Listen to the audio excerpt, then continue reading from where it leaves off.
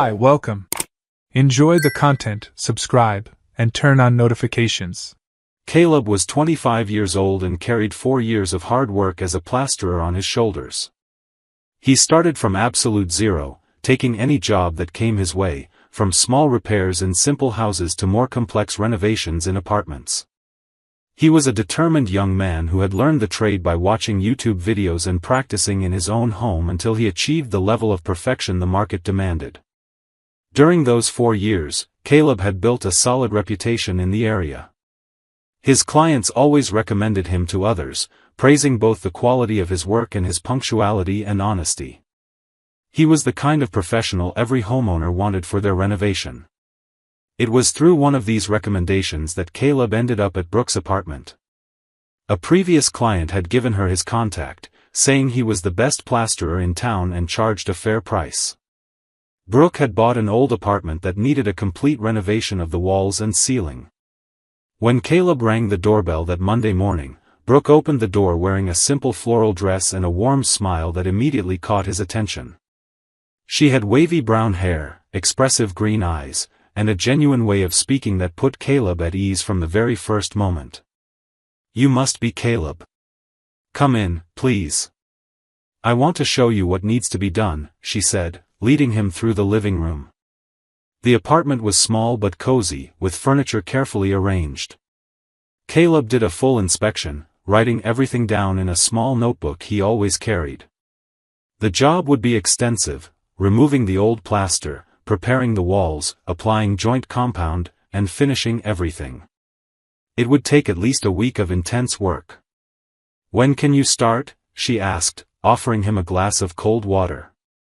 "I can start early tomorrow, if that works for you," Caleb replied. "Perfect. I work from home, so I'll be here during the day. If you need anything, just ask," Brooke said. The next morning, Caleb arrived promptly at 7 with his tools and materials. Brooke greeted him with freshly brewed coffee and some toast. "I thought you might want some coffee before you start," she said, serving him in a white porcelain cup. It was a simple gesture, but Caleb found it special. Most of his clients barely greeted him when he arrived for work. Brooke was different. She showed genuine interest in his work and always asked how things were progressing. On the first day, Caleb removed all the old plaster from the main living room. It was a dirty and noisy job. Brooke stepped out a few times to work in her bedroom but always came back to offer water or chat for a few minutes. She told him she worked as a freelance graphic designer and had bought the apartment with savings she'd built up over years. "I've always dreamed of having my own little place," she said, watching Caleb prepare the compound for the next day. "When I saw this apartment, I knew it would be perfect. I just needed someone competent to make it look the way I imagined." On the second day, Brooke surprised Caleb by bringing lunch for both of them. She had cooked pasta with homemade tomato sauce and a simple salad. "I thought it'd be more practical to eat here. That way, you save time," she explained. They ate lunch while talking about various topics. Brooke asked about plastering work, how he'd learned the trade, what the challenges of the profession were. Caleb felt comfortable sharing his story, how he'd started doing small jobs for neighbors and gradually built up his client base. "It's admirable to see someone young like you building something from scratch," Brooke said. "It shows character and determination." Over the following days, a routine developed. Caleb arrived early, Brooke offered coffee, they had lunch together when she was home, and always ended the day talking about the progress of the work. Caleb noticed Brooke treated him differently from the other professionals who came through the building.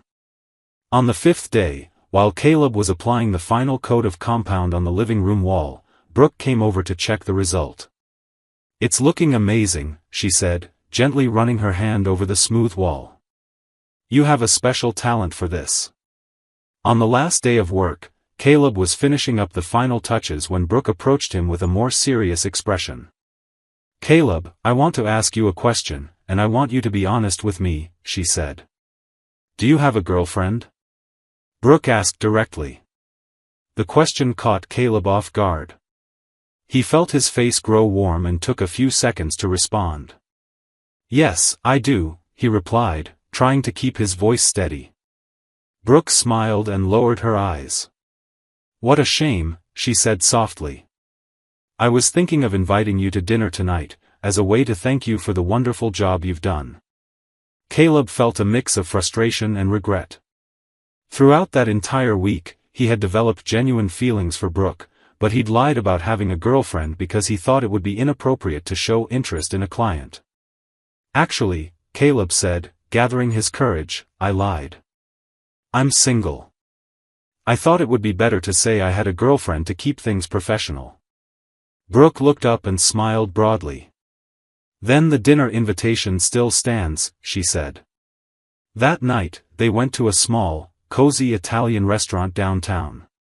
The conversation flowed naturally, as if they were old friends. Brooke talked about her family, her professional dreams, her life experiences. Caleb shared his ambitions to expand his business, maybe one day owning his own renovation company. From that night on, Caleb and Brooke began meeting regularly. He took her out to dinner on weekends, they went to the movies, took walks in the city park. It was a relationship that grew naturally, based on mutual admiration and the genuine affection they had developed. Brooke always showed pride in Caleb's work. She showed photos of the renovated apartment to friends and always made sure to mention that he was the one who did the job. "My boyfriend is the best plasterer in town," she'd say enthusiastically. After 6 months of dating, Caleb started seriously thinking about marriage. Brooke was the woman of his dreams, beautiful, intelligent, affectionate, and someone who believed in him. She encouraged him to pursue bigger jobs, invest in better tools, dream big. During a breakfast conversation at her apartment, Caleb gathered the courage to bring up the subject. "Brooke, I've been thinking a lot about our future together," he said, holding her hand. "I've been thinking about it too," she replied, squeezing his hand affectionately. "Will you marry me?" Caleb asked, looking deeply into her eyes. Brooke smiled emotionally and threw herself into his arms. "Of course I will. I love you, Caleb." From that moment on, they began planning the wedding. Caleb wanted to do something special, a ceremony worthy of the love he felt for Brooke. He started saving every penny, cutting unnecessary expenses and taking on extra jobs on weekends. During the 3 months of preparation, Caleb worked intensely. He accepted any job that came up, from small repairs to full renovations.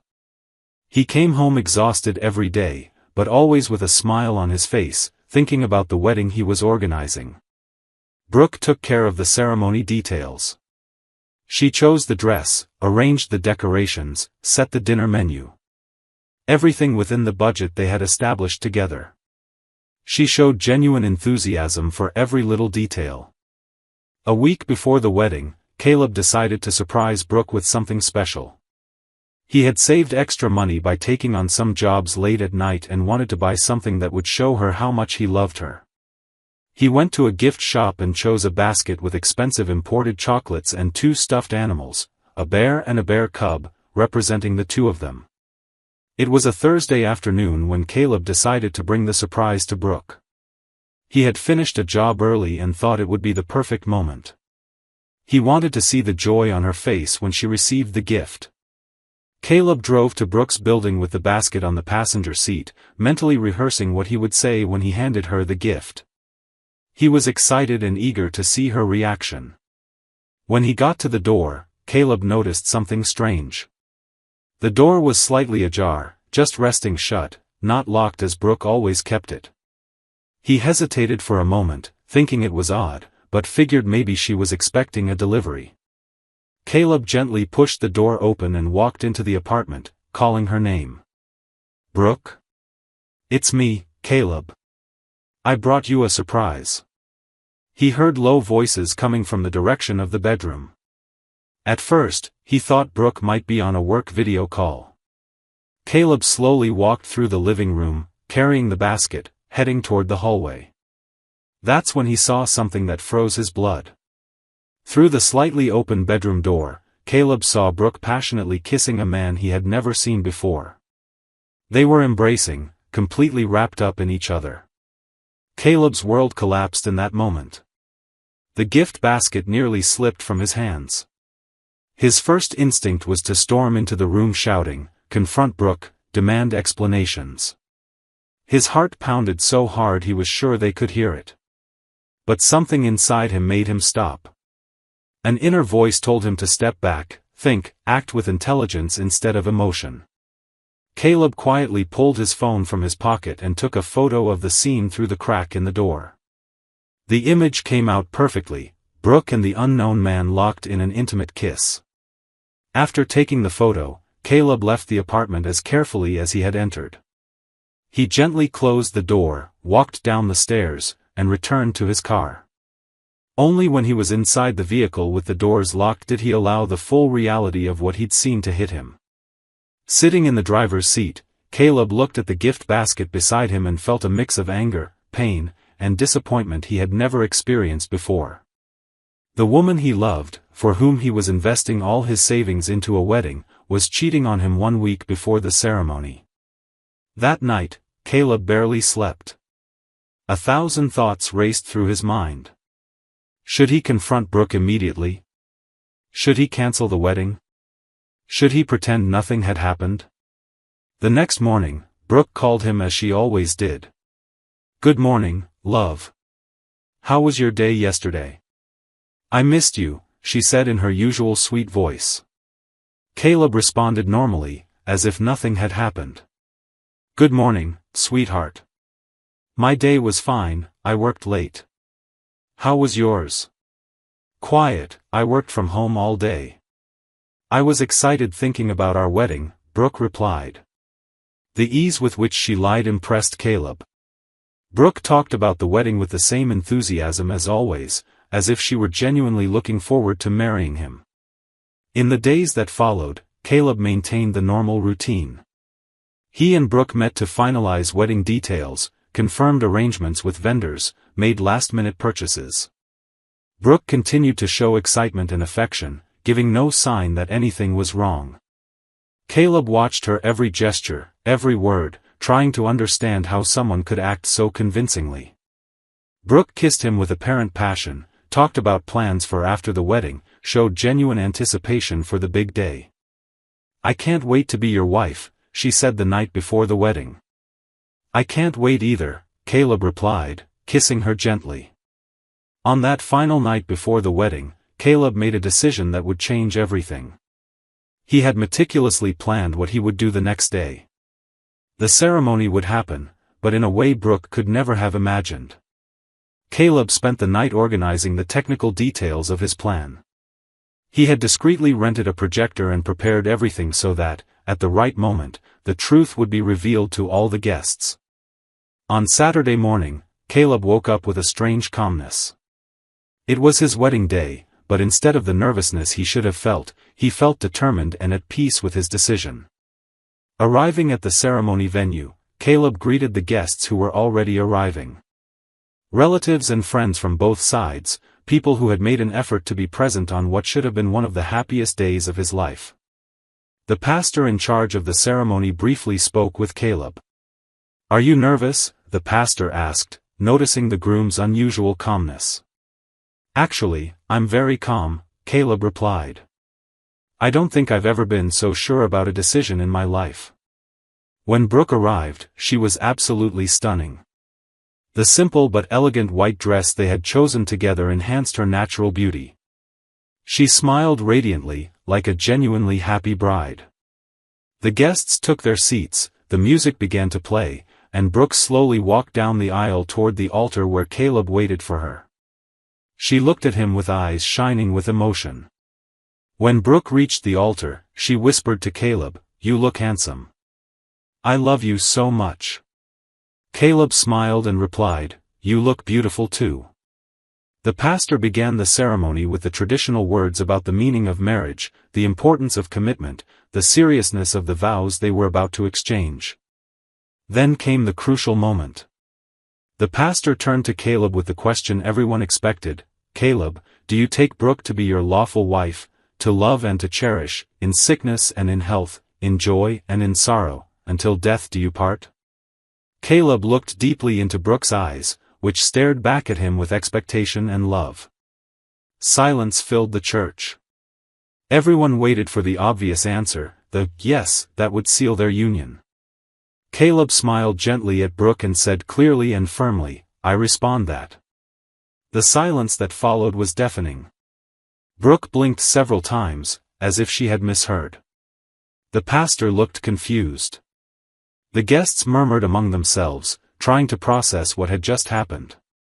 Then the church lights briefly went out, and a projector Caleb had discreetly installed projected onto the side wall the photo he had taken, Brooke passionately kissing another man.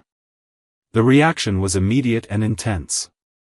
Gasps of surprise echoed through the church, followed by indignant murmurs. Some guests stood up from their chairs to get a better look at the image. Brooke stood frozen, staring at her own image projected on the wall. Her face lost all color, and she began visibly trembling. "Caleb, I can explain," she said in a shaky voice, trying to move closer to him. But Caleb calmly stepped away. "I think the image explains everything," he said, keeping his voice steady and controlled. Brooke's family looked visibly embarrassed. Her parents, who had financially contributed to the wedding, looked at her with a mixture of disappointment and shame. "This is a fake. He's lying." Brooke shouted desperately, but her own voice betrayed the desperation of someone who knew she'd been caught. Caleb addressed the guests with the same calm he had maintained throughout the situation. "I apologize to everyone for this embarrassment. I discovered the truth about Brooke a few days ago and decided that you, who care about us, had the right to know before witnessing a marriage based on lies." Brooke ran out of the church, still wearing her wedding dress, tears streaming down her face. She got into a car and drove off quickly. The guests began slowly dispersing, some stopping to speak with Caleb and express support for his courageous decision. "You did the right thing," said Caleb's uncle, placing a hand on his shoulder. In the days that followed, the story spread quickly through town. Brooke tried contacting Caleb multiple times through messages, calls, and even showing up at his house. She alternated between begging for forgiveness, attempting explanations, and making threats. "Please, Caleb, give me a chance to explain. It was just a moment of weakness. I really love you," she said in one of the voice messages she left on his phone. Caleb chose to completely ignore all attempts at contact. He had made his decision and knew he had done the right thing. The social reaction was devastating for Brooke. Mutual friends she and Caleb had clearly sided with him. Her family, deeply embarrassed by the public scandal, began treating her with coldness and distance. Brooke lost several clients as a graphic designer, as her reputation had been tarnished in town. People talked about the incident everywhere, and she became known as the bride who was exposed at the altar. Caleb, on the other hand, found a constructive way to deal with the situation. He took all the money he had saved for the wedding and decided to invest it in expanding his business. He bought high-quality professional tools, better materials, and began promoting his services more aggressively. With the new equipment, Caleb could take on larger and more complex jobs. He hired an assistant to help with more extensive projects and began specializing in full renovations of apartments and houses. Paradoxically, the story of what happened at the wedding ended up bringing more clients to Caleb. People admired his courage and integrity and wanted to hire someone they could completely trust. Within 6 months, Caleb already had a packed schedule of jobs. He needed to hire 2 more assistants and buy a larger van to transport equipment and materials. A year after the cancelled wedding, Caleb officially opened his renovation company. He rented a small office, made custom uniforms for his team, and created a professional website showcasing completed projects. The company grew quickly. Caleb developed partnerships with building supply stores, architects, and decorators. His reputation for quality and reliability spread throughout the region. 2 years after that fateful Saturday in church, Caleb was supervising a renovation in a high-end home when he received an unexpected call. It was a request for a quote for a residential renovation. Caleb scheduled the meeting for the following afternoon at a cafe downtown. When he saw the man sitting at the table they had agreed on, Caleb felt a jolt of recognition. It was the same man from the photo, the one kissing Brooke. The man also recognized him immediately. "You're Caleb, right? The groom from that story?" he asked with an embarrassed expression.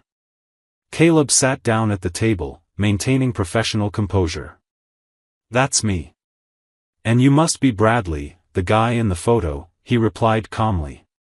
Bradley lowered his eyes, visibly uncomfortable. "Look, I need to apologize to you. I had no idea she was engaged, let alone that the wedding was in a week. Brooke told me she was single." Bradley explained he had hired Brooke's graphic design services for his company a few months before that day. She was professional at first, but then started seeking him out for coffee, conversation. One thing led to another. "After that day in church, when I learned the truth, I tried to talk to her," Bradley continued. "Brooke came to me wanting to continue our relationship, saying she was now free to be with me. But I felt used, deceived. I ended everything immediately." Bradley paused before continuing with the most revealing part. "But things got worse after that. A few weeks after breaking up with her, I found out Brooke was seeing another guy. A colleague of mine saw her kissing a different man at a restaurant downtown." Bradley explained that through informal investigations, he had discovered Brooke frequently maintained parallel relationships. She was an expert at compartmentalizing her life, creating different narratives for different people. "She's a professional manipulator," Bradley said, shaking his head. "I feel like an idiot for believing her, but at the same time, I'm relieved I found out before getting more deeply involved." Caleb listened to Bradley's entire story in silence, processing each revelation about Brooke's true character. It was disturbing to discover the woman he had almost married was capable of such systematic manipulation. "Bradley, I appreciate your honesty, but I think you should find another professional for this job," Caleb said calmly. "After everything we talked about today, I'd prefer to keep my distance from anything that might reconnect me with Brooke." Bradley was initially surprised by the refusal but quickly understood Caleb's position. "I completely understand," he said. "Actually, I think it's the wisest decision." Driving home after the meeting, Caleb reflected on everything he had learned about Brooke. The woman he had loved and almost married was far worse than he could have ever imagined. But at the same time, Caleb felt deeply grateful for how his life had unfolded after discovering the betrayal. The money he would have spent on the wedding had turned into a thriving business. The pain of betrayal had turned into wisdom about relationships. 3 years after that meeting with Bradley, Caleb was running his renovation company with over 15 employees. He had specialized in high-end commercial and residential renovations and had contracts with major construction companies in the region. Caleb often received visits from men who suspected they were going through situations similar to what he had faced. He always welcomed them patiently, sharing his experience and offering the support he wished he had received. During one of these conversations, Caleb always shared the most important lesson he had learned. "Brooke taught me that sometimes the people closest to us are capable of the greatest betrayals. But she also showed me that our true strength appears when we face these situations with dignity." The company continued to grow. Caleb became a reference in the renovation industry, known both for the quality of his services and for his inspiring story of overcoming adversity. His reputation attracted clients looking for a professional they could completely trust. Caleb never married again, but that choice was far from representing bitterness or fear. He had discovered that happiness can come from many sources, from work well done, from professional recognition, from the satisfaction of building something solid with his own hands. During a lecture he gave to young entrepreneurs, Caleb shared his life philosophy. "Brooke's betrayal taught me that people aren't always who they seem to be. But it also taught me that our reaction to betrayal defines who we truly are." Caleb's story became known throughout the region as an example of how to turn moments of pain into opportunities for growth. He had proven that the best revenge against those who hurt us is to build a prosperous and meaningful life. In his final reflection, Caleb always said, "Sometimes, the greatest deliverance in our lives comes dressed as tragedy."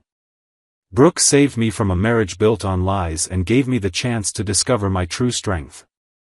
Not everything that seems like a loss really is. Thank you for watching the video. If you enjoyed it, don't forget to subscribe to the channel and turn on notifications so you won't miss any updates. See you next time.